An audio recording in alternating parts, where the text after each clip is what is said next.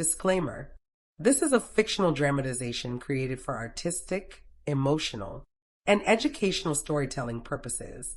All characters and events are entirely fictional and created using AI tools. No impersonation, misrepresentation, or harm is intended. The content contains scenes of danger involving child characters. However, no real persons or minors were involved in its production. Grace's Love Stories produces scripted, AI-generated stories that promote, entertain, inspire kindness, and emotional connection. We respect our viewers and strictly adhere to YouTube's policies. The scent of incense and fear hung in the air like a veil, clinging to every surface of the preparation chamber. Outside, rain pattered against the stained glass windows, casting fractured rainbows across the stone floor where I knelt. My pale hair had been brushed until it shone like moonlight, falling in waves down my back. The only part of me I'd ever been told was beautiful. The rest of me was too thin, too angular, too marked. "Hold still," the matron hissed, pulling the ceremonial robe tighter around my shoulders. "You should be grateful anyone would take you at all." I bit my lip and tasted blood. Grateful. That word had been thrown at me since childhood, as if my very existence demanded gratitude. Be grateful we didn't leave you to die. Be grateful you have food. Be grateful someone might accept you, despite your face. My fingers found the small wooden pendant hanging at my neck, my mother's last gift before she passed. A simple carving of a wolf with its head thrown back in silent howl. "Strength isn't always a roar," she'd whispered as she placed it in my palm. Sometimes it's a whisper that outlasts the storm. I'd never understood what she meant until I stood among the other girls at the academy, watching them be chosen one by one while I remained. The bride selection was an ancient tradition, a remnant from before the Great War when humans and shifters had forged their uneasy alliance. Each year, human families offered daughters to strengthen bloodlines, to cement peace.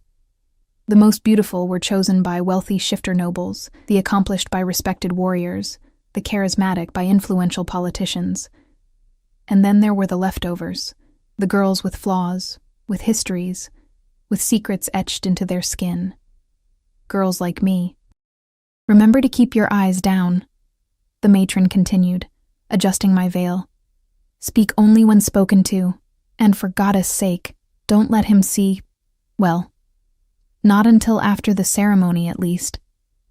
A knock echoed through the chamber, and the academy headmistress entered, her face an unreadable mask of politeness. "It's time. The carriages are prepared." My heart hammered against my ribs. I'd known this day would come, had dreaded it for years, but nothing prepared me for the reality of being sold to a stranger. The other girls had been chosen at the grand selection, paraded before potential suitors in the capital like prized livestock. But not me. I'd been kept hidden, a shameful secret, until word came that the Alpha King of the Northern Territories sought a bride. Not in person. He'd simply sent his advisor with a bag of gold. For the unclaimed bride, sight unseen, for me. Why would he choose me?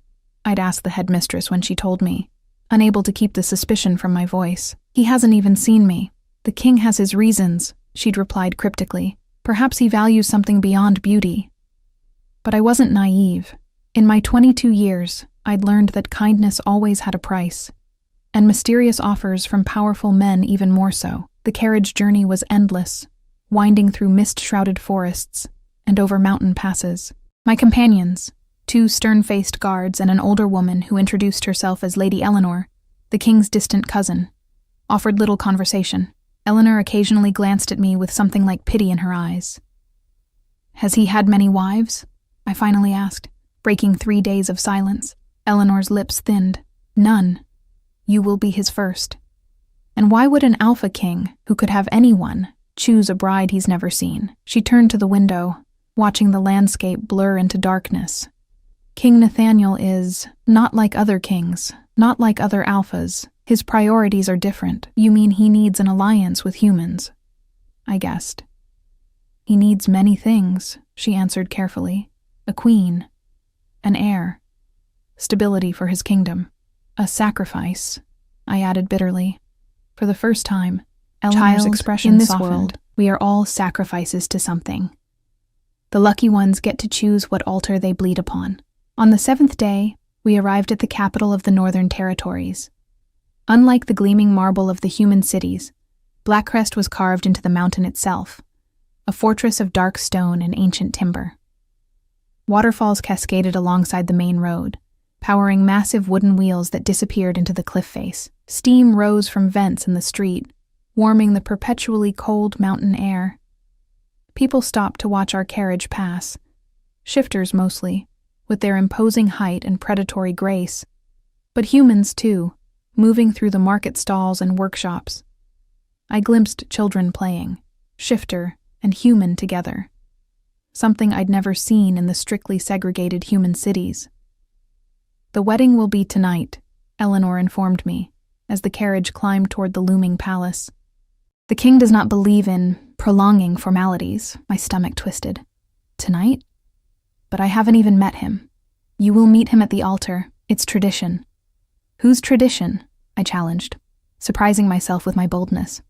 Eleanor's mouth twitched, almost a smile. His. And I would advise you not to question it openly. The king's word is absolute here.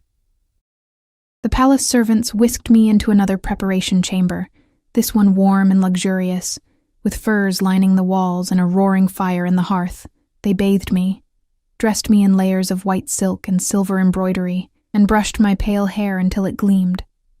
Through it all, my veil remained in place, hiding what lay beneath. No one had seen my face since my arrival. Not the servants, not Eleanor, not the curious courtiers I'd glimpsed watching from shadowed doorways. I wondered if rumors had already spread about the king's mysterious human bride. I wondered what they would say tomorrow, after he had seen what he had purchased. As twilight descended, I was led through torchlit corridors to the great hall. Music drifted from beyond massive wooden doors carved with scenes of wolves running beneath a full moon.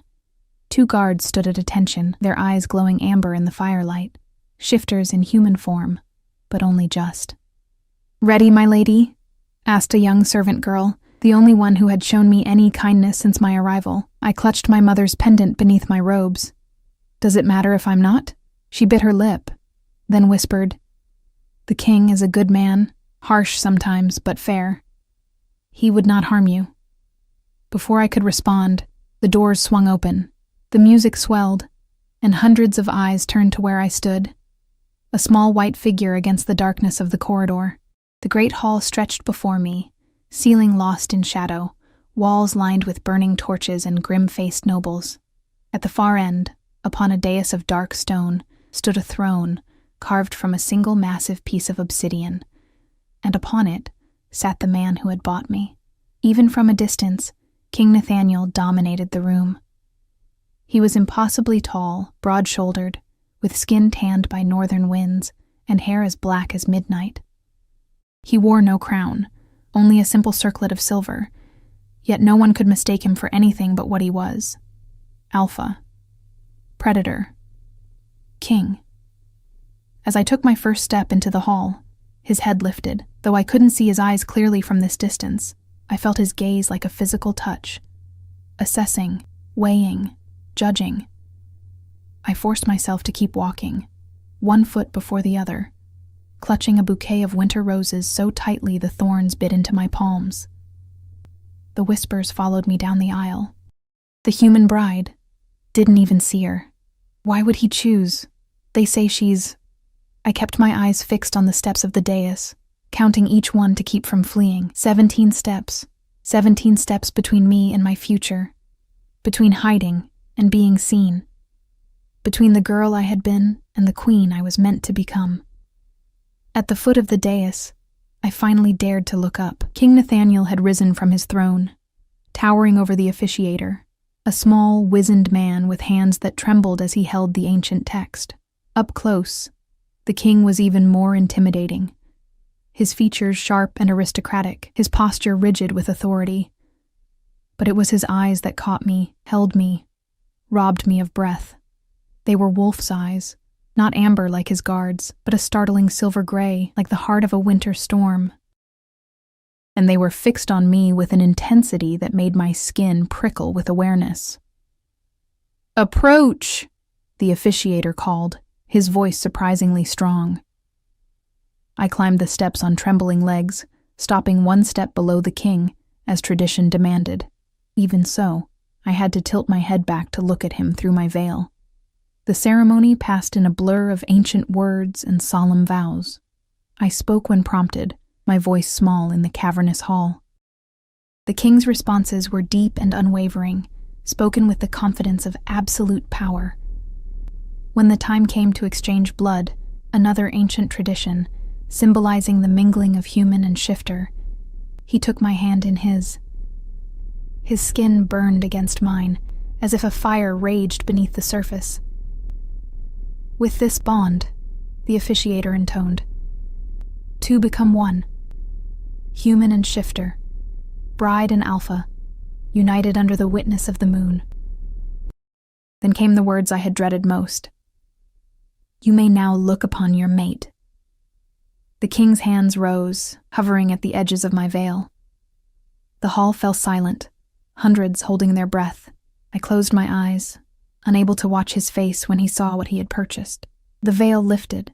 Cool air kissed my exposed skin. I heard the collective gasp of the assembly, felt the king's hands go still, and then, forcing every ounce of courage I possessed, I opened my eyes. King Nathaniel was staring at me, his silver eyes wide, his expression frozen in shock. His gaze traced the pattern of scars that marred the left side of my face, jagged lines that ran from temple to jaw, puckered and white against my pale skin.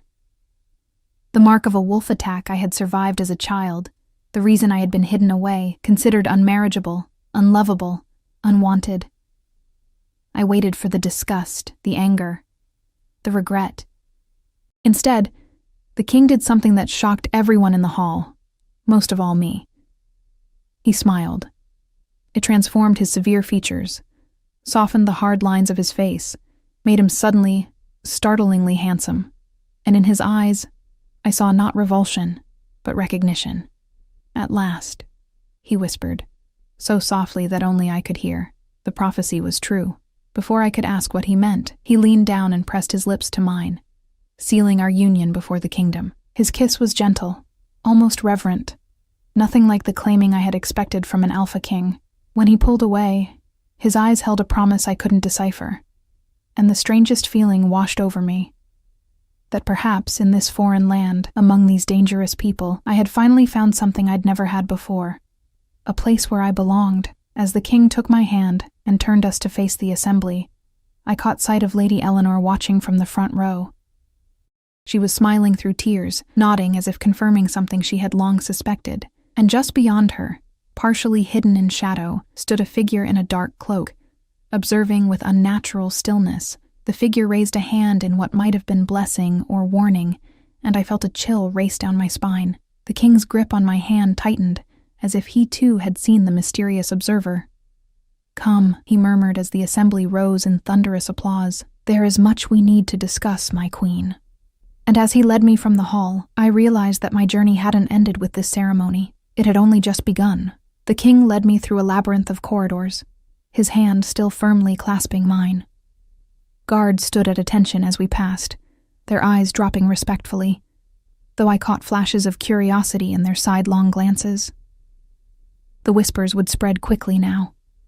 The human queen with the scarred face, the bride no one wanted, chosen by the Alpha King himself.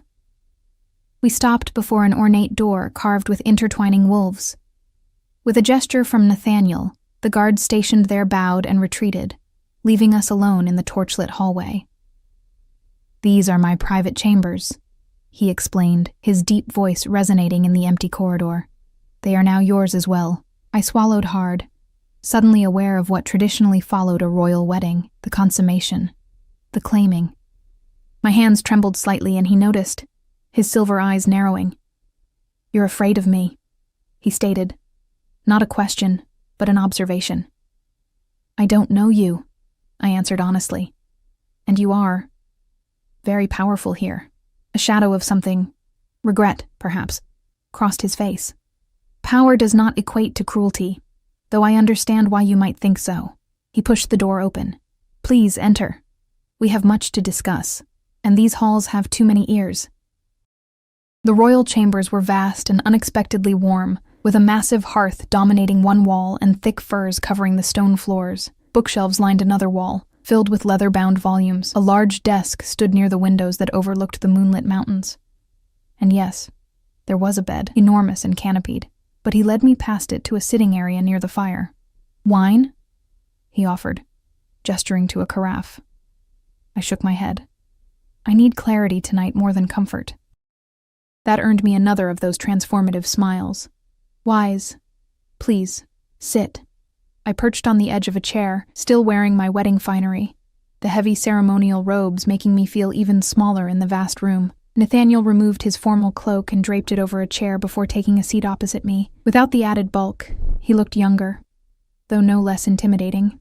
"You mentioned a prophecy," I said, deciding directness was my best approach. "At the ceremony, when you saw my face." He studied me for a long moment, as if weighing how much to reveal. "Yes, there is an ancient prophecy among my people.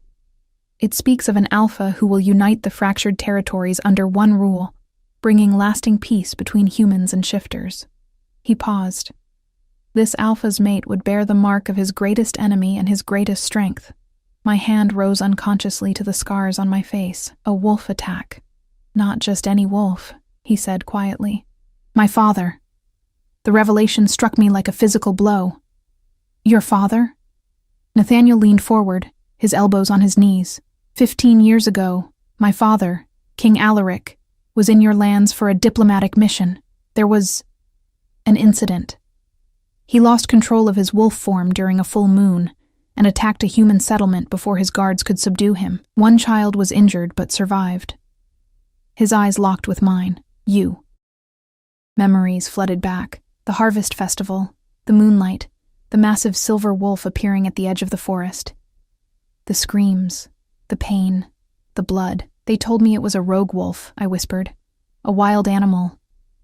They lied to prevent war. My father paid handsomely for that silence, and for your care."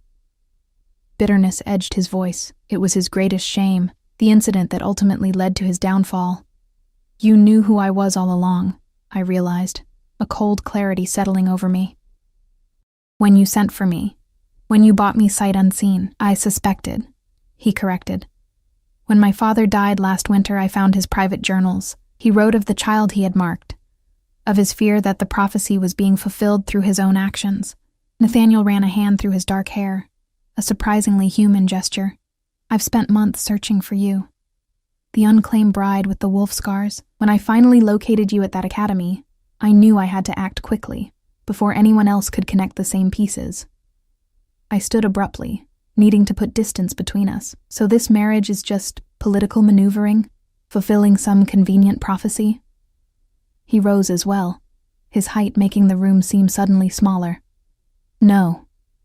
The prophecy was my starting point, yes, but there is more at stake now." "What more could there possibly be?" "War," he said simply. "The border territories are restless. The southern packs grow bold, challenging my rule. The human councils speak of breaking treaties, of reclaiming lands. There are those who would use any weakness, any hesitation on my part, as an opportunity to strike." I turned to the windows, gazing out at the moonlit peaks. "And a human queen makes you look progressive? Sympathetic to human concerns? A human queen makes me look exactly as I am, committed to peace between our peoples." He moved closer, not touching me but near enough that I could feel the heat radiating from his body. "The prophecy gave me a direction. But I chose you because I need someone strong at my side. Someone who survived what should have killed her. Someone marked, but unbroken." His words stirred something in me, a longing to believe, to trust. But years of learned caution couldn't be dismissed so easily. "And if I don't want this role, this destiny you've chosen for me? Then say the word, and I will have you escorted back to your lands with wealth enough to live comfortably, far from any academy that would sell you to the highest bidder." His voice was steady, but when I turned to face him, I caught a flash of something in his eyes. Fear. perhaps, but I hope you'll stay, at least long enough to see if what I offer is better than what you left behind. I considered his words, weighing them against what I knew of the world. In the human lands, I was damaged goods, hidden away and unwanted. Here, I was queen, with power and position, if not love. What exactly are you offering me, Nathaniel? A partnership, he said without hesitation. Respect, protection. I will not force affection, but I believe it can grow between compatible souls, given time and trust. And the physical aspects of marriage, I forced myself to ask, heat rising to my cheeks. To my surprise, he stepped back, giving me more space. Nothing will happen without your consent. You have my word as alpha and king. Something uncoiled inside me, a tension I hadn't realized I'd been carrying. Then I will stay, for now. Relief washed over his face, quickly masked by regal composure. Thank you. He moved to a door I hadn't noticed before, opening it to reveal an adjoining chamber. These will be your private rooms. Mine connect on the other side. The middle chamber we share for appearances, but you will always have your own space. The consideration startled me. I had expected to be claimed, possessed, not respected. Thank you, I echoed, unsure what else to say. A knock at the main door interrupted the moment. Nathaniel tensed, then called, "Enter." Lady Eleanor stepped in, her eyes finding mine immediately. "Forgive the intrusion, your majesties, but there's a situation that requires attention." Nathaniel frowned. "What situation?" "Lord Dominic has arrived with his entourage. He's demanding an audience." The king's expression darkened. "At this hour? On my wedding night?" "He claims it cannot wait. He speaks of border incursions, of humans crossing into shifter territories with weapons." I watched as Nathaniel transformed before my eyes, the considerate man replaced by the Alpha King, his posture straightening, his jaw tightening. "Very well. I will meet him in the council chamber." He turned to me. "You should rest. It's been a long day." "No," I said, surprising myself as much as him. "If I am to be queen, I should be present for such discussions, especially when they involve my people." Eleanor's eyes widened, but Nathaniel studied me thoughtfully. "It could be unpleasant. Lord Dominic is not known for his diplomatic nature." "Neither am I," I replied, lifting my chin. "And if human actions are being discussed, you may need a human perspective." A slow smile spread across his face. "Indeed." He offered me his arm. "Come then, my queen. Let us face our first challenge together." The council chamber was smaller than I expected, dominated by a round table of polished black wood. A dozen men and women rose as we entered, their eyes lingering on my scars before dropping in deference. All except one, a tall, lean man with hard eyes and a scar of his own, bisecting his right eyebrow. "Lord Dominic," Nathaniel acknowledged coolly, "you've interrupted royal celebrations to bring urgent news. It had better be worthy of such an entrance." Dominic's gaze slid to me, his lip curling slightly. "I see the rumors are true. You've taken a human bride." He made no attempt to hide his disdain. "How progressive of you, your majesty. You will address your queen with respect," Nathaniel warned, his voice dropping to a dangerous register that raised the hair on my arms. "Or you will not address her at all."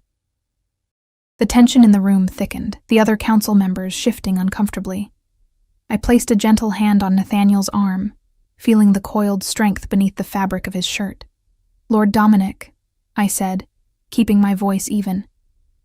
"I understand you bring news of my countrymen causing trouble. I would hear these accusations directly, if you please." Surprise flickered across Dominic's face, quickly masked by practiced indifference. 3 hunting parties crossed our southern borders this week. They carried silver weapons and wolfsbane. When challenged by our patrols, they claimed to be hunting wild game, but no hunting party needs such specific armaments, unless their target is shifter. "Were they apprehended?"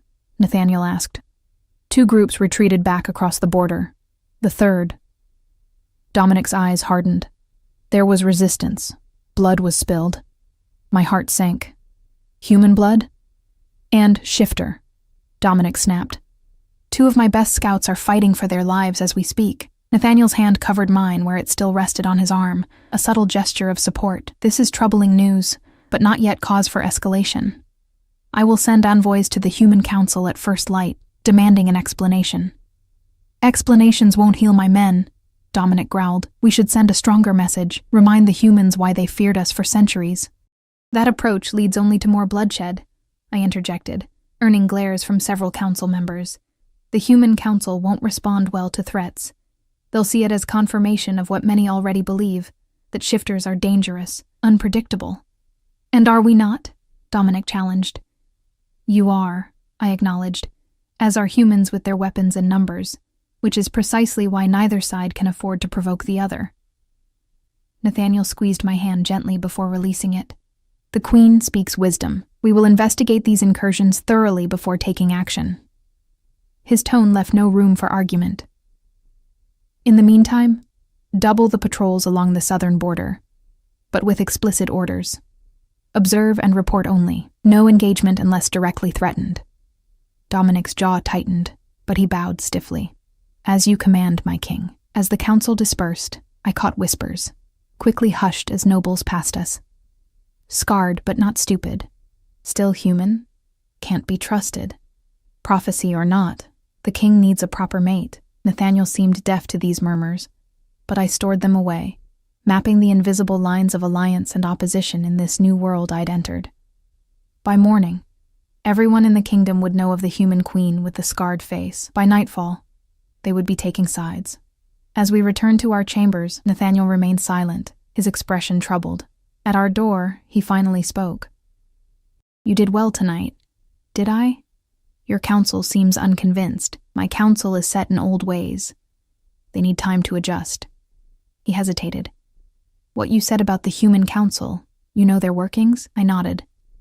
I was raised at court until my accident. My father served as an advisor before his death. Interest sparked in his silver eyes. Then you have knowledge that could be valuable. Connections, perhaps. Few remember me kindly, I admitted. But I remember everything about them. Their strengths, their weaknesses, their secrets. For the first time since the ceremony, I saw genuine hope in his expression. Then perhaps this alliance is even more fortuitous than prophecy suggested. He bowed slightly. Rest well, my queen. Tomorrow, your real work begins. As I entered my new chambers, I touched the wooden pendant at my neck. Strength isn't always a roar, my mother had said. Sometimes it's a whisper that outlasts the storm. Perhaps, just perhaps, I had found a place where my particular kind of strength might matter after all. Morning arrived with a soft knock at my door. I'd slept fitfully, dreams filled with silver wolves and whispered prophecies. When I opened the door, I found a young woman waiting, hands clasped before her, eyes carefully averted from my scarred face. Good morning, Your Majesty. I'm Lydia, assigned to be your lady's maid. Her voice trembled slightly. The king requested I help you prepare for the day. I studied her, petite, with auburn hair and freckled skin, human, not shifter, which explained why Nathaniel had chosen her. A small kindness, ensuring I'd have at least one familiar element in this foreign court. Thank you, Lydia. Please come in. She moved efficiently around the room, opening curtains to reveal a stunning view of snow-capped mountains bathed in dawn light. My chambers were more beautiful than I'd appreciated in the dim evening light. Walls lined with tapestries depicting forest scenes, furniture carved from pale wood, and a private bath steaming behind a decorative screen. His Majesty has arranged for a new wardrobe, Lydia explained, opening a massive armoire, but he thought you might prefer simpler attire until you've settled. Inside hung gowns of various styles, some elaborate and formal, others practical, but still finely made. All cut to emphasize strength rather than fragility, in rich colors that complemented my pale coloring. He chose these himself? I asked, surprised. Lydia's lips twitched, almost a smile. With some guidance from Lady Eleanor. The king is not known for his fashion expertise. I selected a deep blue gown with silver embroidery, simple enough for day wear, but befitting a queen. As Lydia helped me dress, I caught her stealing glances at my scars. You can ask, I said quietly. I'd rather curiosity than fear. She blushed deeply. Forgive me, Your Majesty. I didn't mean to stare. But you have questions. Everyone does. Lydia's hand stilled as she fastened the last button. They say a wolf attacked you, that you survived when no one else would have. I was lucky, I replied, though luck had nothing to do with my survival. The wolf was driven off before it could finish. What I didn't tell her was the strange memory that had haunted me for 15 years, how the massive silver wolf had suddenly stopped its attack, its eyes shifting from feral rage to something almost like horror. How it had backed away, whining, before the village men arrived with torches and pitchforks. How it had seemed to look at me one last time, as if in apology, before disappearing into the forest. Now I understood why. The wolf had been Nathaniel's father. An alpha king who had somehow broken through his bloodlust long enough to stop himself from killing a child. There's something else, Lydia said hesitantly, as she arranged my hair, leaving it mostly down but braiding the front sections away from my face. Something the servants are saying. About me?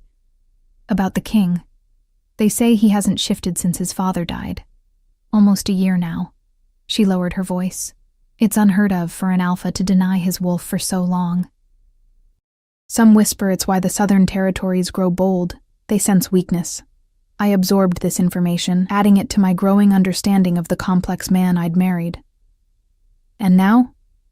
Now he's married a human bride marked by wolf claws. Lydia secured the last braid with a silver pin. The symbolism hasn't escaped notice. Before I could ask more, another knock came at the door. This time it was Eleanor, regal in deep green, her silver-streaked hair elaborately styled. Good morning, Your Majesty. The king awaits you in the morning chamber. Her appraising gaze took in my appearance. You look lovely. Blue suits you. I followed her through the palace, noting how servants and nobles alike stopped to stare as we passed. Some bowed respectfully, others merely inclined their heads, the minimum deference required. I kept my chin high, my scarred side deliberately unhidden. If I was to be their queen, they would see all of me, not just the parts that pleased them. The morning chamber was smaller than the great hall, with a wall of windows overlooking the city below. Nathaniel stood at the center of a group of advisors, his powerful frame draped in dark blue that nearly matched my gown. When he saw me, he dismissed them with a gesture, extending a hand in welcome. You slept well? He inquired, though the shadows beneath my eyes likely answered for me. Well enough for a first night in a strange place, I replied diplomatically. His lips quirked. Diplomatic even in private. You'll make an excellent queen. He guided me to a table laden with breakfast, fruits, breads, and meats arranged artfully on silver platters. Eat. We have a full day ahead. As we broke our fast, he outlined what awaited us. A tour of the palace, meetings with key nobles, a public appearance in the city square. The people need to see their new queen, he explained, especially now, with tensions rising. I sipped from a goblet of sweet juice. Has there been word from the Human Council? Not yet. My envoys likely only just arrived. He selected an apple, slicing it with precise movements of a silver knife. But there's been another incident at the border. No bloodshed this time, but close. Lord Dominic will use this to push for retaliation, I observed. Nathaniel's silver eyes met mine. Yes, which is why we need to present a united front. A strong king and queen, human and shifter in harmony. A pretty illusion, I murmured. All power begins as illusion, he countered, until belief makes it real. After breakfast, he offered me his arm, and we began the promised tour. The palace was a marvel of ancient stone and modern ingenuity. Parts carved directly from the mountain, others added over centuries. Servants scurried about their duties, bowing as we passed. Guards stood at attention, their eyes glowing amber when they looked at Nathaniel, a sign of submission to their alpha. The East Wing houses the military quarters, Nathaniel explained, as we walked a covered bridge between towers. The West is for diplomacy and state functions. The central keep, where our chambers are located, is the oldest part, dating back to the first shifter settlements. And below? I asked, noting the occasional steam vents in the courtyards, hot springs. They warm the palace and provide power for our forges. Pride colored his voice. My grandfather designed the system. Before that, winters here were brutal. As we descended to the main courtyard, I noticed a stone circle in its center, the ground worn smooth. What happens there? Nathaniel's expression tightened almost imperceptibly. Challenge circles, where matters of dominance are settled. Through combat? Sometimes. He steered me toward a different path, though I prefer to avoid such displays when possible. We had nearly reached the palace gates when a commotion erupted ahead. Raised voices, the clatter of weapons. Nathaniel's guards immediately moved to surround us, but he waved them back, striding forward to investigate. In the entrance courtyard, a group of shifters in leather armor surrounded a single human man who knelt on the cobblestones, blood streaming from his nose. One of the shifters, a tall woman with a captain's insignia, stood over him, her hand on her sword hilt. "What is the meaning of this?" Nathaniel demanded, his voice carrying the unmistakable command of an alpha. The captain turned, bowing quickly. "Your Majesty, we caught this human trying to enter the palace with concealed weapons." She kicked a small pouch that lay open on the ground, revealing several silver daggers. When questioned, he attacked. My blood ran cold as I recognized the man through his bloodied features. Thomas Reed, a minor lord's son from my homeland, known for his temper and ambition. And more importantly, someone who would certainly recognize me. "I have diplomatic immunity," Thomas spat, his eyes finding mine with a flash of shock. "I carry a message from the Human Council."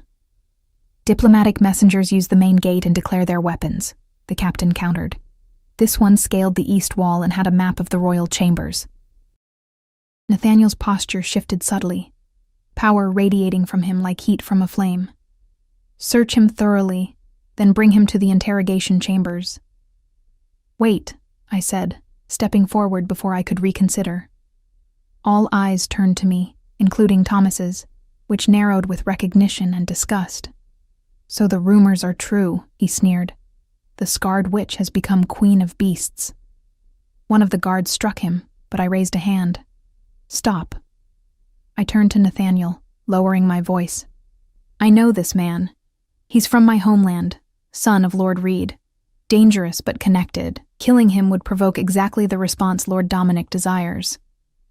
Nathaniel studied me, then nodded slightly. "Take him to the secure guest chambers. Post guards. Search him thoroughly, but treat him as befits his rank." His voice dropped to a growl, "for now."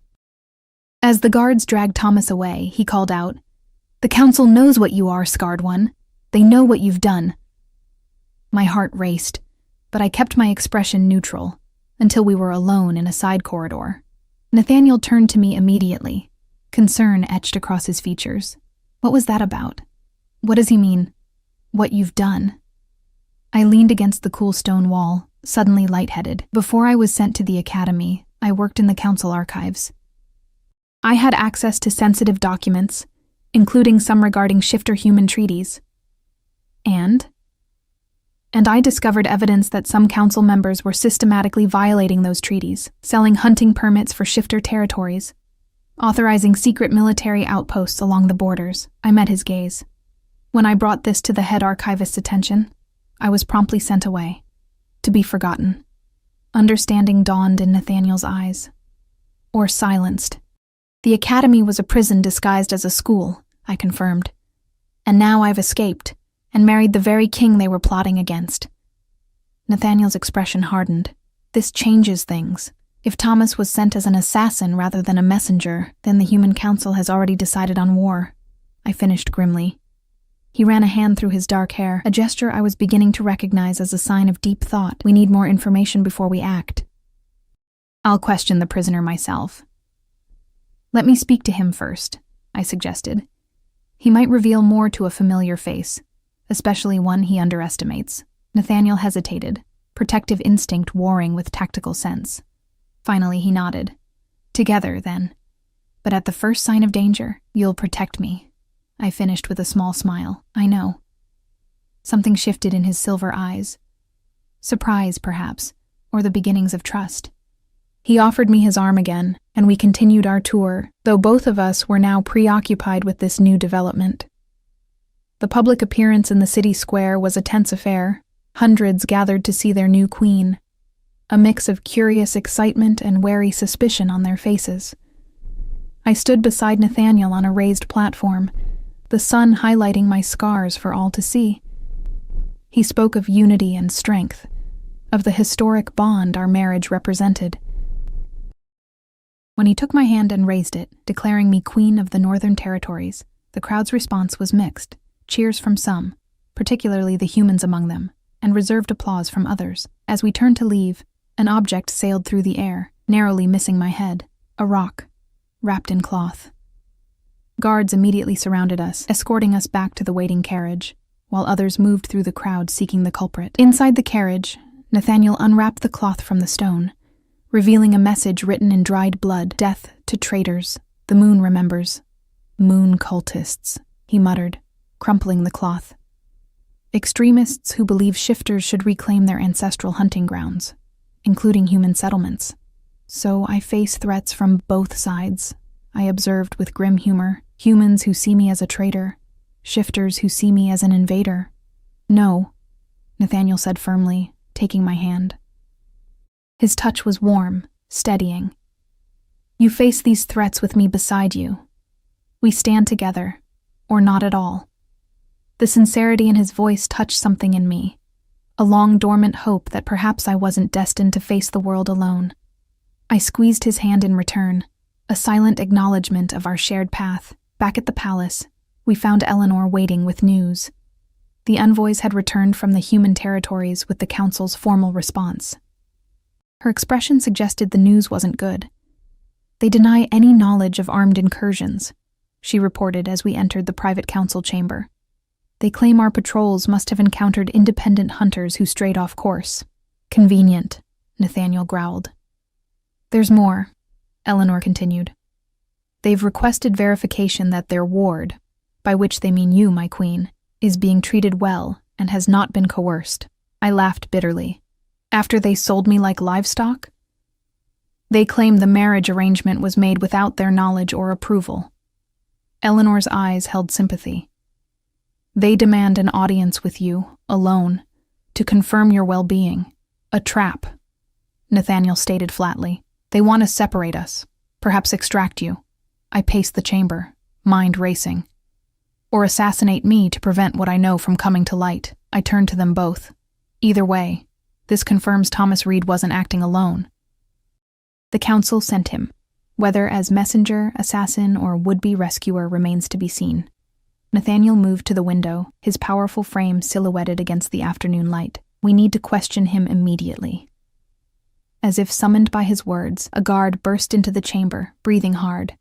"Your Majesties, the prisoner." "What about him?"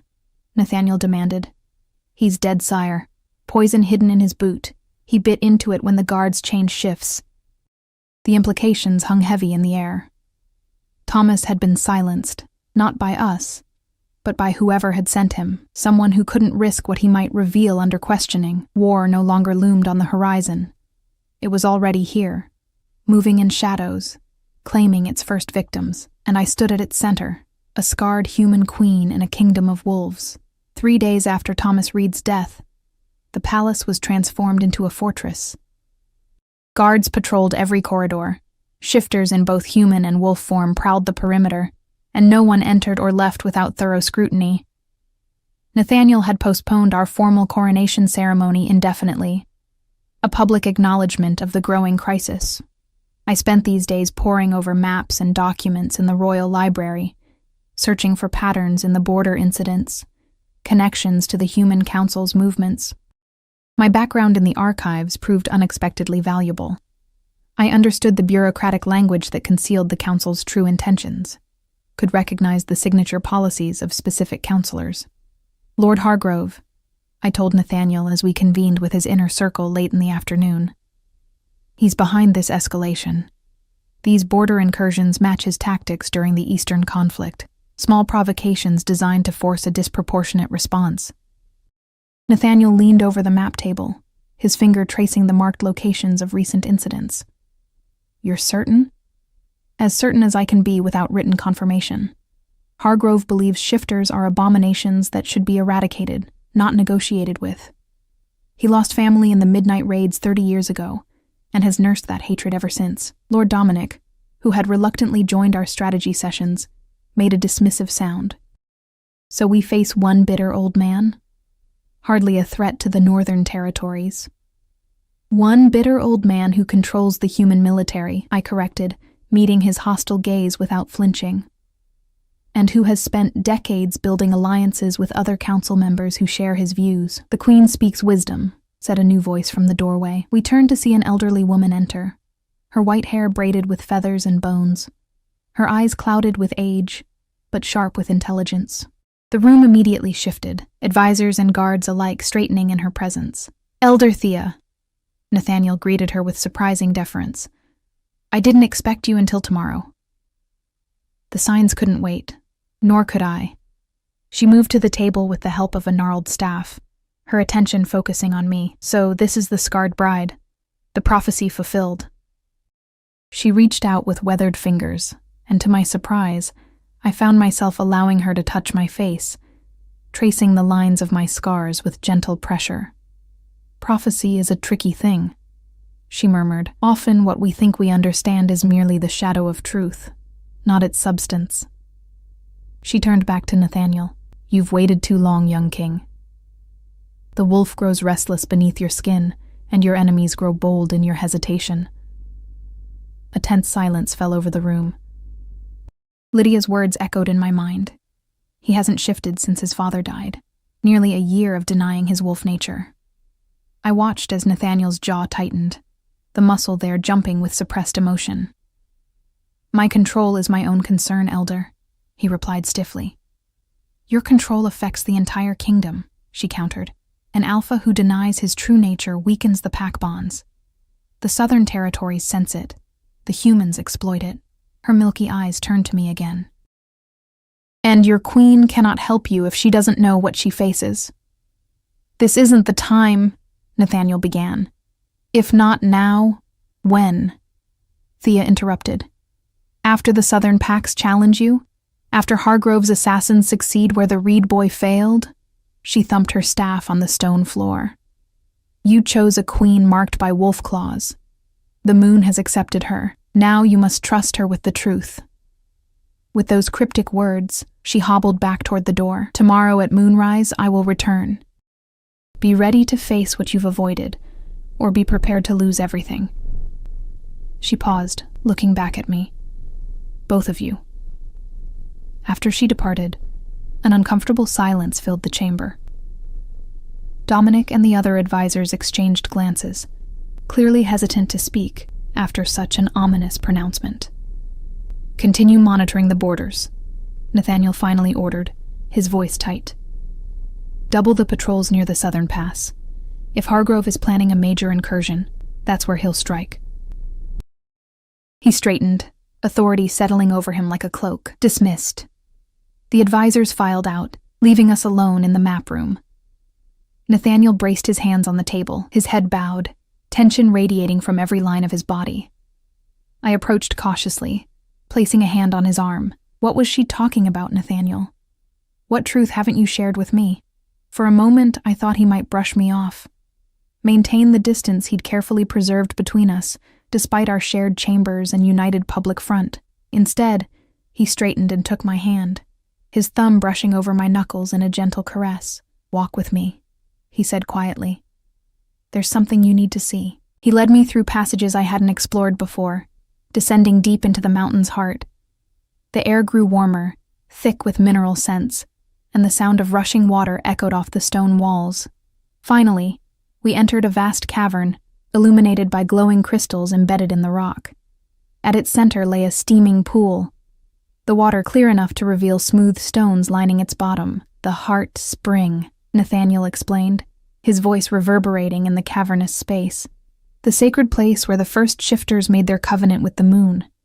Gaining the ability to change form, I gazed around in wonder, feeling the weight of history and ritual in this ancient place. It's beautiful. It's also the only place I can speak freely, without fear of being overheard. He released my hand and moved to the edge of the pool, steam rising around him like ghostly sentinels. What Elder Thea said is true. I haven't shifted since my father died. Since I became king. Why? I asked, joining him by the water's edge. Lydia mentioned it was unusual for an alpha to deny his wolf form for so long. Unusual and dangerous, he confirmed grimly. The wolf grows restless, harder to control. The alpha's connection to the pack weakens. Then why risk it? He was silent for a long moment, his silver eyes reflecting the glowing crystals. Because I'm afraid of what will happen when I let the wolf free. The admission clearly cost him, his shoulders tight with tension. I waited, sensing there was more he needed to say. My father was a great king in many ways, he continued, his voice low, strong, fair, respected. But as he aged, his control began to slip. The wolf's instincts grew stronger, more dominant, his hands clenched into fists. By the end, he was shifting unpredictably, lashing out at perceived threats. The attack on your village wasn't an isolated incident. It was simply the one that couldn't be hidden or excused. Understanding dawned. You're afraid the same thing will happen to you. It's in our bloodline, he said with quiet intensity. A curse, some call it, though Elder Thea would say it's simply the price of power. Each generation of alpha kings in my family has eventually lost the battle with their wolf. Some sooner, some later, but all eventually succumb. He turned to face me fully. When that happens, tradition demands the alpha be challenged and killed by his successor to preserve the pack's strength. Horror washed over me. You had to kill your own father. Pain flashed across his features. No, after he attacked your village, he recognized what was happening. He retreated to the sacred hunting grounds and took his own life rather than force that burden upon me, his voice roughened with emotion. His last words to me were a warning. The wolf remembers what the man forgets. Never forget who you are. I reached for his hand, feeling the weight of this revelation, the terrible burden he carried. And you've been fighting your nature ever since, trying to prove you can control what he couldn't.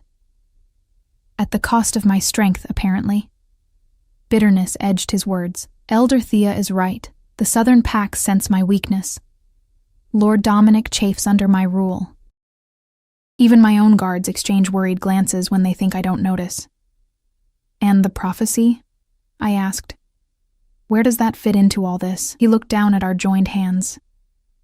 The complete prophecy speaks of an alpha who will either unite all territories under peaceful rule or destroy everything in blood and fire. The difference lies in his mate, marked by his greatest enemy and his greatest strength. His thumb brushed lightly over my wrist. You bear my father's mark upon your face. But the prophecy is ambiguous. It could mean you'll help me control my wolf nature, or I'll trigger its final emergence. I finished, the implications chilling. That's why Elder Thea said the moon had accepted me. She's waiting to see which way the prophecy unfolds. Nathaniel nodded grimly. Tomorrow at moonrise, she'll perform the binding ritual, an ancient ceremony meant to determine our true path. It's not without risk. What kind of risk? His eyes met mine, their silver depths troubled. If our union is blessed, it will strengthen both of us, creating a bond that even death cannot sever. If it's cursed, he hesitated. The wolf could emerge fully, beyond my control, and you would be its first target. Fear whispered through me, but it was tempered by something else. A growing certainty that I hadn't come this far, survived so much, only to become another victim. Perhaps it was foolish, this budding faith in destiny, but it felt right in a way little else had in my life.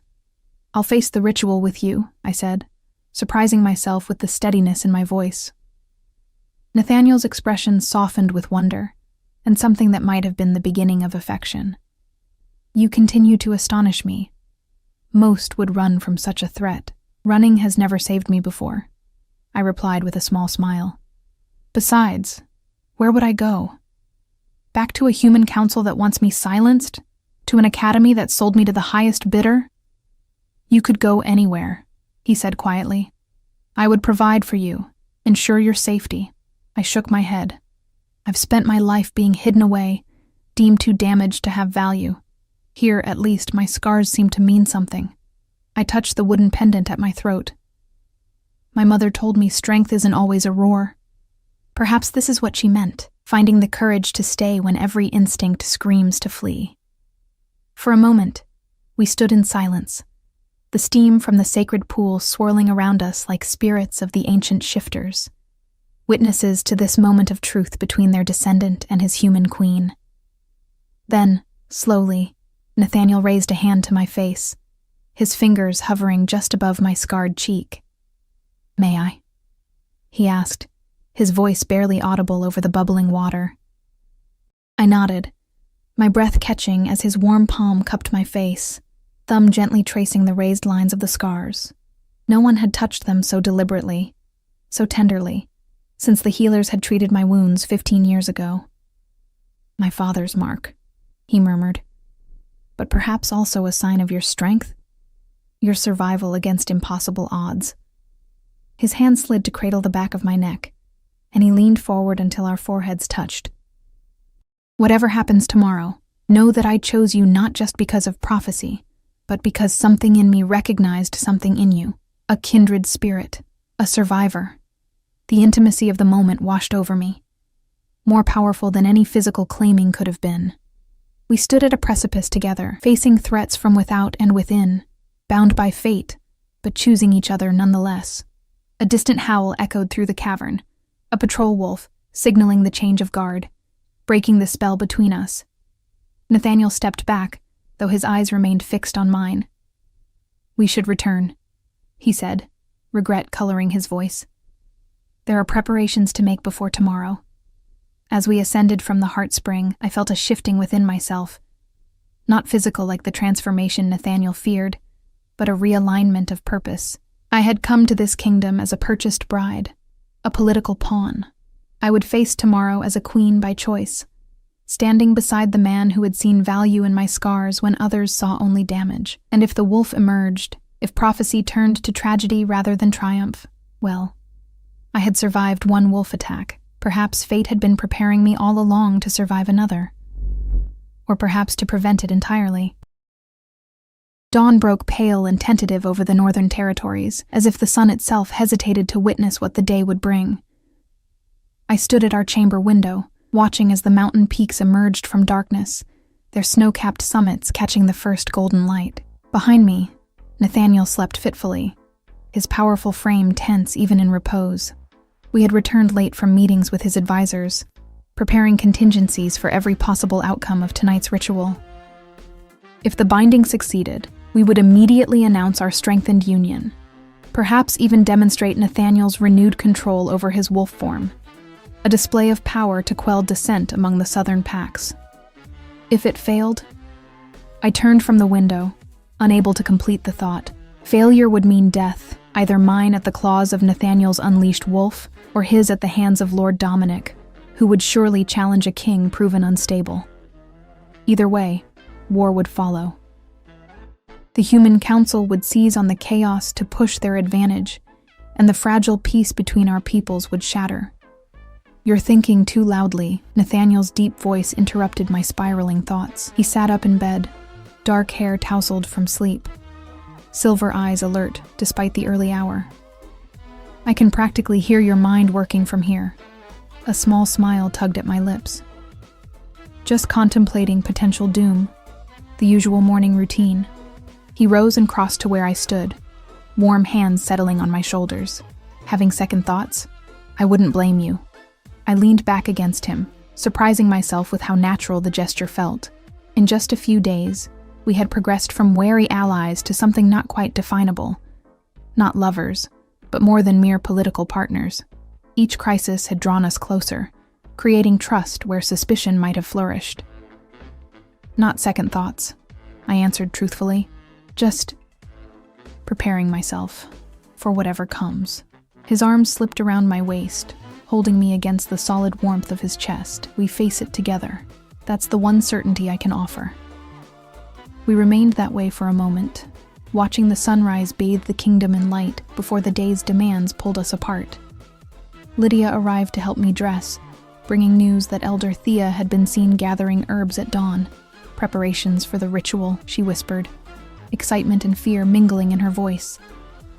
The servants knew something momentous would happen tonight, though the details had been kept secret. The hours crawled by with excruciating slowness. I met with Eleanor to review security arrangements, ensuring trusted guards would be stationed throughout the palace. Nathaniel convened with military advisors, discussing border reports and positioning troops to respond if the southern packs made their move. We reconvened for a tense midday meal, both picking at food neither of us wanted. "The southern emissary has requested an audience," Nathaniel informed me, pushing away his barely touched plate. "He arrived an hour ago. Will you see him?" I must. To refuse would be seen as weakness. He reached for my hand across the table. "I want you there." I nodded, though anxiety coiled in my stomach. "Of course." The southern emissary proved to be a striking woman with copper skin and calculating eyes. She bowed with practiced precision before the twin thrones where Nathaniel and I sat, but the gesture held no true deference. "Alpha King Nathaniel, Human Queen," she greeted us, the slight pause before my title deliberate. "I bring greetings from the Southern Alliance, and concerns." "Speak plainly, Emissary Sarah," Nathaniel commanded, his voice carrying the subtle resonance of alpha authority. "Very well." She straightened, all pretense of diplomacy falling away. "The Southern Packs question the wisdom of a human queen, particularly in these troubled times. They question the strength of a king who has not shifted in nearly a year." Her gaze sharpened. "They wonder if the Northern Territories might benefit from new leadership." The threat was unmistakable. I felt Nathaniel tense beside me but kept my expression neutral, remembering my court training from childhood. "Interesting," I replied before Nathaniel could speak, my tone conversational. "I've heard similar concerns from the Human Council about your leadership.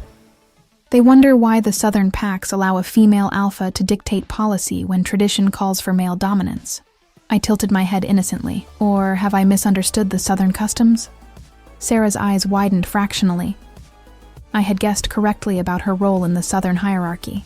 She recovered quickly, but not before I saw the flash of anger. "You speak boldly for someone so vulnerable," she replied, gaze lingering on my scars. "These marks taught me vulnerability is often mistaken for weakness," I countered. A dangerous assumption in diplomacy. Nathaniel's hand covered mine on the armrest between our thrones, a subtle gesture of support. "The Northern Territories stand united, Emissary Sarah. My queen and I appreciate your concerns, but find them unnecessary. The Southern Alliance would be happy to demonstrate their necessity," she replied smoothly. "A formal challenge could clarify matters of strength and leadership." "A challenge?"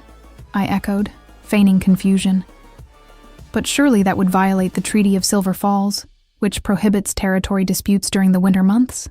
I smiled slightly. "The Human Council would view such a violation with grave concern. They might even reconsider their current neutrality." It was a bluff. We knew the Human Council was anything but neutral, but Sarah couldn't be certain how much I knew of their plans. Her expression flickered with uncertainty. "The treaty has exceptions for matters of pack stability," she argued, but with less conviction. "Indeed it does," Nathaniel agreed, voice hardening. "Exceptions that require evidence of instability, presented before the Council of Elders." His grip tightened on mine. "Are you prepared to stand before Elder Thea and justify your accusations?" At the mention of Thea's name, Sarah's confidence visibly faltered. The Elder's reputation extended beyond the Northern Territories. Her power was respected, her judgment feared. "Perhaps hasty conclusions have been drawn," Sarah conceded reluctantly. "The Southern Alliance merely wishes to ensure the continued strength of all shifter territories in these uncertain times. A concern we share," Nathaniel replied. "You may inform your Alpha that the Northern Territories remain strong and vigilant. Any challenges to that strength will be met decisively." The dismissal was clear. Sarah bowed again, deeper this time, before backing away from the dais. At the door, she paused, eyes meeting mine with unexpected intensity. "The Human Council sent riders 3 days ago," she said quietly. "They travel the Eastern Path. Whatever game you think you're playing, Scarred Queen, know that all pieces are now in motion." With that cryptic warning, she departed, leaving us to exchange troubled glances. "The Eastern Path bypasses our main border checkpoints," Nathaniel observed grimly. "If Hargrove has dispatched forces that way, They could arrive within days, I finished, mind racing. And if they're coordinating with the southern packs, we're running out of time. He rose, pulling me gently to my feet beside him. Everything depends on tonight. The hours until moonrise passed in tense preparation. I bathed in water scented with ritual herbs, donned a simple white dress left by Elder Thea, and wove protective symbols into my pale hair as instructed. Nathaniel underwent his own preparations, emerging from his chambers stripped to the waist, ancient runes painted across his chest and back in dark pigment, as the sun dipped below the horizon, casting long shadows across the palace grounds. We were escorted separately to the Heart Spring. The cavern had been transformed. Hundreds of candles illuminated the space, their flames reflecting off the surface of the steaming pool. Elder Thea stood at its edge, her white hair loose around her shoulders, her weathered hands clutching a ceremonial bowl. Around the perimeter stood witnesses: Eleanor, Lord Dominic, the captain of the guard, and other members of Nathaniel's inner circle. Their expressions ranged from hopeful to skeptical to openly hostile. The success or failure of tonight's ritual would reshape alliances, determine loyalties, perhaps decide the fate of the kingdom itself. Nathaniel and I approached from opposite sides of the cavern, meeting at the pool's edge where Thea waited. Up close, I could see the bowl contained a thick liquid that gleamed silver in the candlelight. Moonwater, Thea had called it, collected during the last full moon and mixed with sacred herbs and minerals. "The hour has come," the elder announced, her voice stronger than her frail appearance suggested. "Tonight we witness the fulfillment of prophecy, for good or ill." She turned to me first. "Scarred bride, marked by wolf's claw, do you enter this ritual freely, knowing its dangers?" "I do," I answered steadily, feeling the weight of destiny settling around me. She nodded, then faced Nathaniel. "Alpha King, son of wolf's blood, do you submit to the judgment of moon and mate, knowing its price?" "I do," he responded, his deep voice echoing off the cavern walls. "Then kneel before each other in the sacred waters." We obeyed, facing each other across the steaming pool, close enough that our knees nearly touched. Thea dipped her fingers into the silver liquid and drew symbols on my forehead, my palms, and finally, with gentle precision, along the lines of my scars. The liquid burned slightly, leaving a tingling sensation in its wake. "The mark of your enemy," she murmured, transformed to strength. She turned to Nathaniel, repeating the process, symbols on his forehead, his palms, and finally across his heart. "The strength of your blood, tempered by wisdom." Taking both our hands, she joined them over the water's surface. "Now, look into each other's eyes. Do not break this gaze, no matter what you see, no matter what you feel. The truth lies between you, if you have the courage to find it." I locked eyes with Nathaniel, his silver gaze reflecting candlelight, and something deeper. Fear, determination, and beneath it all, a flicker of hope. As Thea began chanting in an ancient language, the air around us seemed to thicken, pressure building in my ears as if we were descending deep underwater. The cavern faded from awareness. The witnesses disappeared from my peripheral vision, until there was only Nathaniel's eyes, growing brighter, more intense. The silver of his irises expanded, consuming the white, then bleeding into the pupil until his entire eye glowed like molten metal. And suddenly, I wasn't looking at Nathaniel anymore. I was looking at the wolf, not his physical form, he hadn't shifted, but something more primal, more elemental, the essence of the beast that lived within the man. It regarded me with ancient intelligence, assessing, judging, deciding my worth. I felt its power, its hunger, its capacity for violence, and beneath it all, its terrible loneliness. "You're afraid," I realized with startling clarity, not speaking aloud, but thinking the words directly to the wolf essence before me. "You fear being caged, being denied, being forgotten." The presence in Nathaniel's eyes shifted, surprise replacing wariness. "You see me?" it seemed to reply, though no words were spoken. "The man denies me, fights me, fears me. He fears becoming his father," I countered, "losing control, hurting those he protects." The father was weak, Divided against himself, we are stronger together. Understanding bloomed within me. The curse in Nathaniel's bloodline wasn't inevitable madness. It was division. Man and wolf at war, each trying to dominate the other, until the strain shattered them both. You need each other, I realized. Neither complete without the other. The wolf essence seemed to consider this, its presence growing warmer, less threatening. And you? What do you need, Scarred One? The question caught me off guard. What did I need? Safety? Acceptance? Power?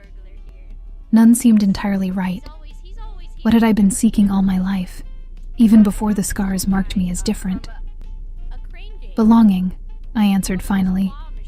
A place where both my strength and weakness are valued, where I'm neither hidden away nor placed on display. Like me, the wolf responded, and I felt its recognition, its kinship. Neither fully accepted nor fully rejected, caught between worlds. Yes, I acknowledged. Like you. Something shifted between us then, a barrier dissolving, a connection forming. I felt warmth spreading from our joined hands, flowing up my arms, suffusing my chest. The wolf in Nathaniel's eyes seemed to smile, its presence no longer frightening but familiar, almost comforting. We accept you, Scarred One, it communicated. Both man and wolf, will you accept us? In that moment, I understood the true nature of the prophecy. I wasn't meant to help Nathaniel control his wolf. I was meant to help him integrate it, to show him that division was the true enemy, not the beast within. I accept you, I answered, the words feeling like a vow more binding than our wedding ceremony. Both of you. All of you. Light exploded between us, so bright I would have flinched away if not for Thea's warning to maintain our gaze. Heat seared along my scars, not painful but intense, as if they were being redrawn. Nathaniel's body tensed, a low growl building in his throat, but his eyes, still glowing silver, never left mine. And then, as suddenly as it began, the sensation receded. The cavern came back into focus around us. The witnesses gasped collectively, though I couldn't tell what they were seeing. Thea's voice cut through my disorientation. "It is done," she announced, satisfaction evident in her tone. "Rise, true mates, bound by moon and blood and choice." We stood on shaky legs, still holding hands. I noticed immediately that something had changed. My scars tingled, and when I touched them with my free hand, I found they had transformed. No longer raised white lines. They now shimmered with a faint silver sheen, like trails of stardust across my skin. What happened? I whispered to Nathaniel, whose eyes had returned to normal, though they seemed brighter somehow, more alive. Before he could answer, a commotion erupted at the cavern entrance. The captain of the guard burst in, breathing hard. "Your Majesties, human forces have been spotted approaching from the east, and southern pack scouts from the south. They converge on the capital." Lord Dominic stepped forward, hand on his sword hilt. "It's an orchestrated attack. They waited for the ritual, hoping it would weaken you, or knowing it would reveal the truth one way or another," Eleanor added grimly. Nathaniel straightened, and I felt a new energy radiating from him. Power, confidence, wholeness. How long until they reach the city? "Hours at most," the captain reported. "We're mobilizing defenses, but we're caught between two forces."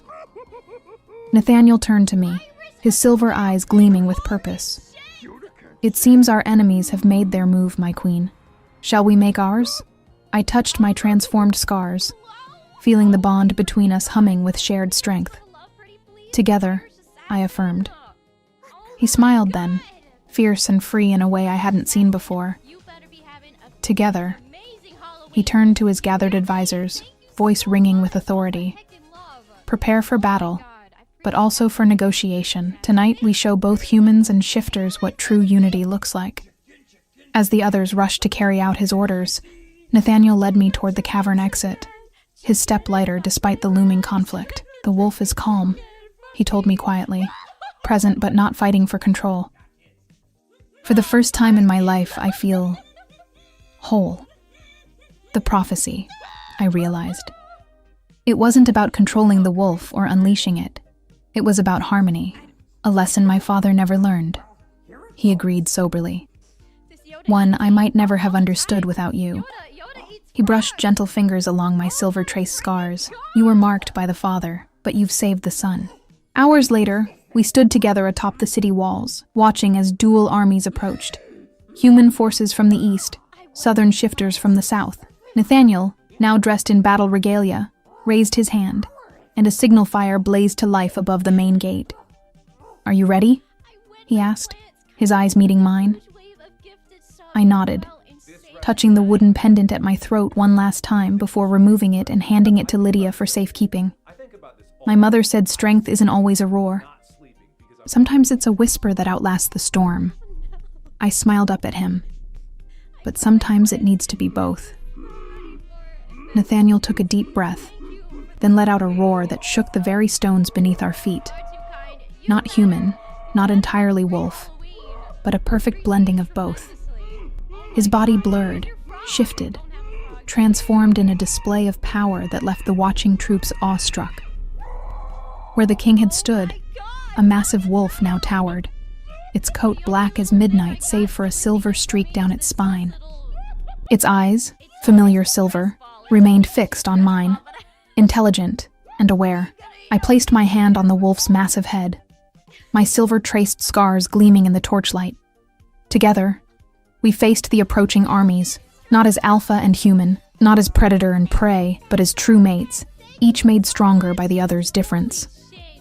Below, I could see the advancing forces falter, confusion spreading through their ranks at the unexpected sight.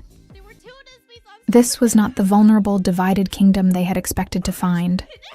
This was something new, something neither human council nor southern packs had prepared for. "Let them come," I said softly, feeling Nathaniel's agreement through our bond. "We're ready." And as the wolf beside me threw back its head in another triumphant howl, I knew with bone-deep certainty that we were. Whatever challenges approached, war, peace, or something in between, we would face them together, no longer defined by our scars, but transformed by them. The unwanted bride and the divided king, now united as something greater than either could have been alone.